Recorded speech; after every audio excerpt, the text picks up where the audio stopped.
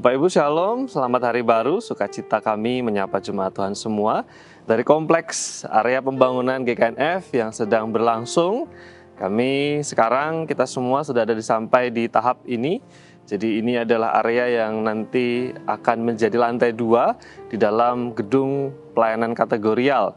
Dan doakan jemaat, minggu ini kita akan mulai pengecoran kompleks ini.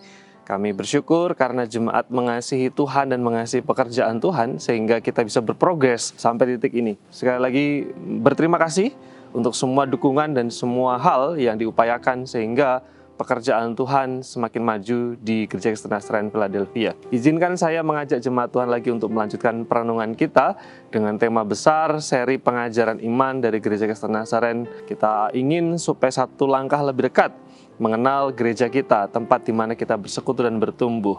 Kita sudah belajar tentang Allah Tritunggal, kita sudah belajar tentang Yesus Kristus, tentang Roh Kudus, kitab suci, lalu kemudian dosa. Dan seri yang ke-6 berkaitan dengan penebusan Bapak Ibu dan Saudara semua yang terkasih dalam Tuhan Yesus Kristus. Apa yang dikatakan di dalam penyataan iman di dalam Gereja Kristen Nazaren seperti ini. Kami percaya bahwa Yesus Kristus melalui penderitaannya, melalui pencurahan darahnya sendiri, dan melalui kematiannya di kayu salib, telah melakukan penebusan atas semua dosa manusia. Dan penebusan ini merupakan satu-satunya dasar keselamatan. Dan bahwa penebusan ini cukup untuk semua keturunan Adam atau manusia. Gereja Kristen Nazaren percaya, seperti yang Alkitab katakan bahwa ketika manusia berdosa, kehilangan kemuliaan Allah, manusia ada di dalam kesesatan dan jauh daripada Tuhan. Manusia karena keberdosaannya terancam hukuman maut atau hukuman kematian kekal.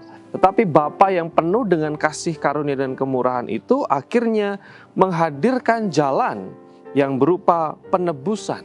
Kenapa perlu penebusan?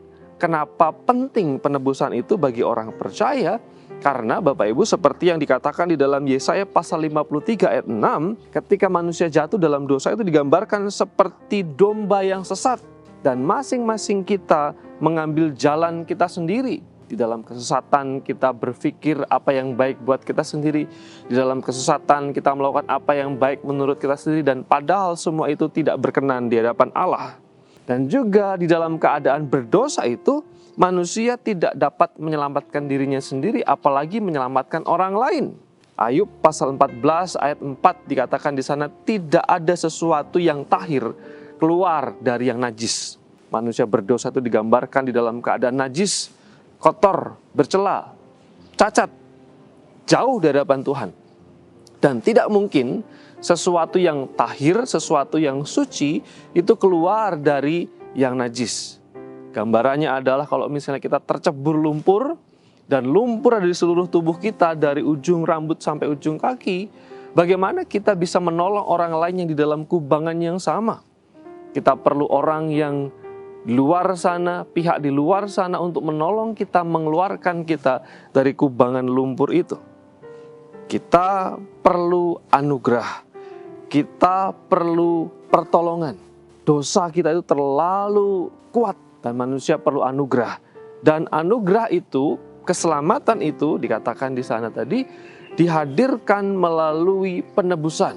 Di mana Kristus tergantung di kayu salib, darahnya dicurahkan, dia mati, lalu kemudian kematiannya itu sebagai korban pengganti sehingga bukan lagi kita yang harus mati, bukan lagi manusia berdosa yang harus mati, tapi hukuman itu sudah diambil alih oleh Kristus. Sehingga setiap orang yang percaya kepada Kristus mendapatkan anugerah keselamatan, mengalami penebusan yang daripada Tuhan. Izinkan saya menutup dengan satu bagian firman Tuhan dari Lukas pasal 24 ayat 46 sampai 47 yang berkata tentang karya Kristus. Demikian firman Tuhan. Mesias harus menderita, Kristus harus menderita, dan bangkit dari antara orang mati pada hari yang ketiga.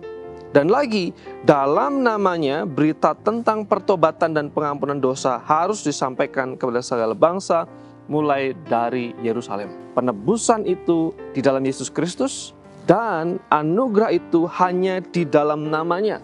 Sehingga ketika orang bertobat, ketika orang mau mengalami pengampunan dosa, dia harus percaya dalam nama Yesus Kristus. Kiranya kebenaran ini menolong kita untuk bersyukur dan terus memegang Yesus sebagai juru selamat dan penebus hidup kita. Mari kita berdoa. Terima kasih, kami bersyukur karena tangan Tuhan dan kasih-Mu yang hebat atas kami. Terima kasih atas karya sempurna Yesus Kristus di atas kayu salib, sehingga kami mendapatkan anugerah penebusan daripadanya.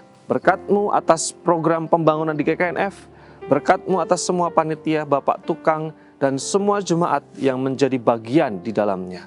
Di dalam nama Tuhan Yesus kami berdoa dan bersyukur. Amin.